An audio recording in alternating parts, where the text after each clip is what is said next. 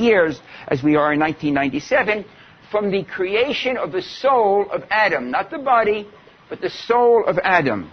So we have a clock that begins with Adam, and the 6 days are separate. They're separate from this clock. So now the Bible has 2 clocks.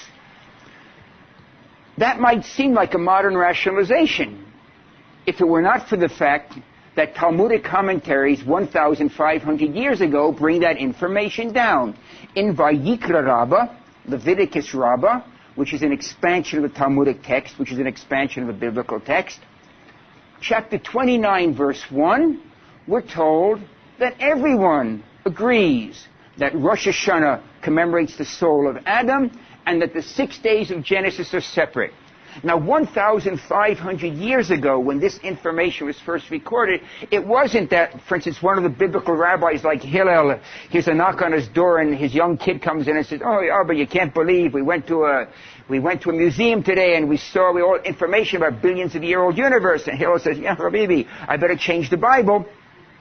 Let's keep the 6 days separate. That wasn't what was happening. You have to put yourself in the mind frame of 1,500 years ago, when people traveled by donkeys. Why were the 6 days taken out of the calendar? Why is not clear from the text, but we'll get into it in a moment. But nonetheless, they were taken out at a time when there was no need to make them separate. The reason that they're taken out is because the time is described differently in those 6 days of Genesis. There was evening and morning. There was evening and morning, day by day. A totally bizarre way, bizarre being exotic, not usual way of describing time. Once you come from Adam, the flow of time is totally in human terms. Adam and Eve live 130 years, the father of Seth. Seth lived, the parents of Seth. Seth lives 105 years, the father of Enosh. From Adam forward, the flow of time is totally human in concept. But prior to that time, it's almost as if you have an abstract concept. There was evening and morning. More things happening. There was evening and morning.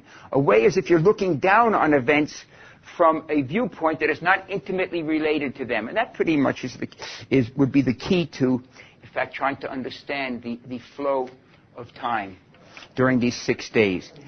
In trying to understand the flow of time here, we have to remember that the entire 6 days is described with 31 sentences. There are 31 verses from in the beginning God created the heavens and the earth through the end of the appearance and creation of mankind, the end of chapter 1. The 6 days of Genesis, which have given people so much headache in trying to understand science in the Bible, are confined to 31 sentences.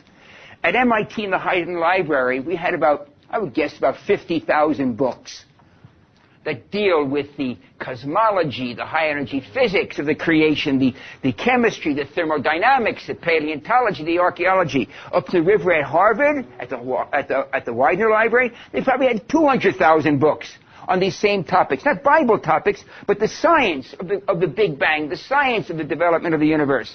The Bible, instead of giving us hundreds of thousands of books, gives us 31 sentences. Don't expect by a simple reading of those 31 sentences to know every detail that is held within the text. Okay? Understand we have to dig deeper to get the information out.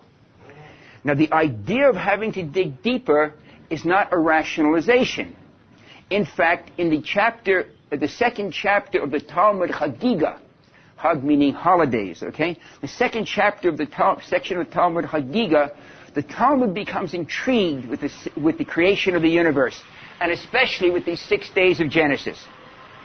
And the Talmud tells us that from the opening sentence of the Bible, Bereshit bara Elokim, in the beginning God created the heavens and the earth, through V'yechulu HaShemayim, thus the heavens and the earth were completed, the beginning of chapter 2. In other words, the 31 sentences, the 6 days, the Talmud tells us the entire text is given in parable form.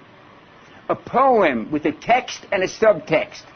Now again, put your mind into the mindset of 1,500 years ago, the time of the Talmud. Why would the Talmud think it was parable? What, you think they didn't, 1,500 years ago, at the time of the Talmud, they thought that God couldn't make it all in 6 days? That it was a problem for them? Oh, we may have a problem today with cosmology and scientific data. But 1,500 years ago, what's the problem with 6 days? No problem. So these sages pulled the 6 days out of the calendar and said that the entire text is parable, it wasn't because they were trying to apologize away what they'd seen in the local museum. There was no local museum. No one was out there digging up ancient fossils and saying, wow, I found ancient fossils.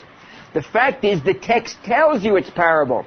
If your close reading of the text makes it clear that there's information hidden and folded in below the superficial reading.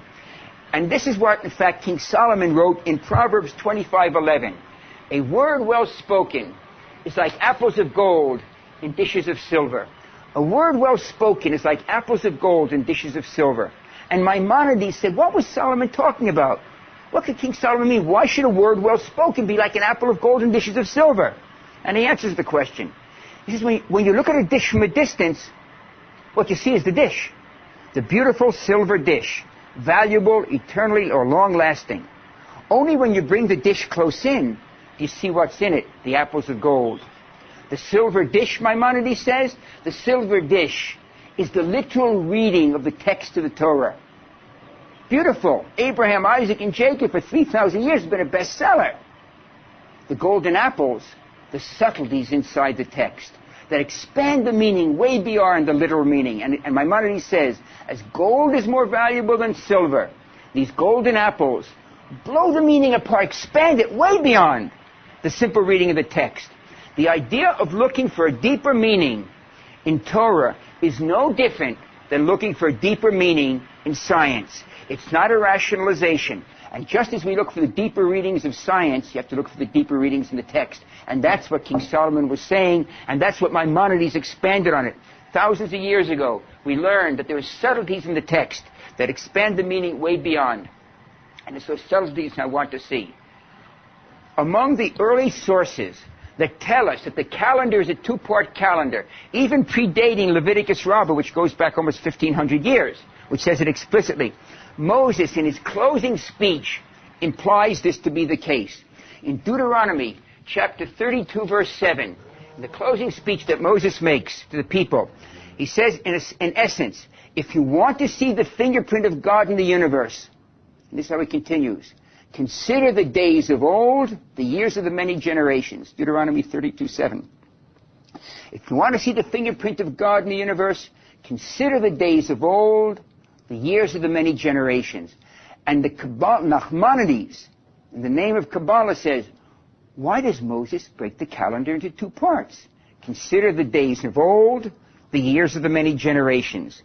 Consider the days of old, Nachmanides says, Sheshet Yamei Bereshit, the 6 days of Genesis.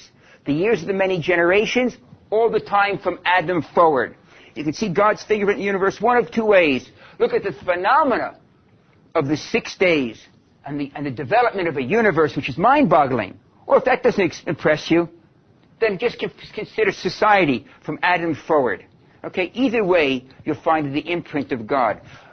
Okay, but now, leaving from Adam forward apart, let's jump back to the 6 days of Genesis and try to see how we can find in these 6 days of Genesis that are separate from the world, the 15 billion years. First of all, we now know that when we write the biblical calendar that says 5,758 years, we have to add a bit to that, plus 6 days. So now when my youngest daughter Hannah, years ago when she was just 7 years old, and my wife had brought me a dinosaur fossil from the northwest of the U.S., where she was doing some research for a book, brings a dinosaur fossil to the house, 150 million years old, dated by 2 radioactive decay chains. If you visit me in Jerusalem, I'm happy to show you the dinosaur fossil, the vertebra of a plesiosaurus. So Hannah says, Abba, dinosaurs? How can there be dinosaurs 150 million years ago when the Bible teacher tells me the world isn't even 6,000 years old? So what I said to Hannah was, if you look in Psalms, Psalm 90 verse 4, you find something quite amazing. In Psalm 90 verse 4, the psalmist, King David, says, 1,000 years in your sight are like a day that passes. And within Psalm 90, there is a core of a deeper truth. But we have to look for the deeper truth in Psalm 90 than just saying what the days of eras. Now, I have many colleagues who will remain friends, but we disagree on this point, that say that the days were eras, okay? As Psalm 90 says. But the problem with this, taking the days as eras. As you get older and you start doing Talmudic studies or start studying biblical commentary in depth, you find that problems arise out of taking the days as eras.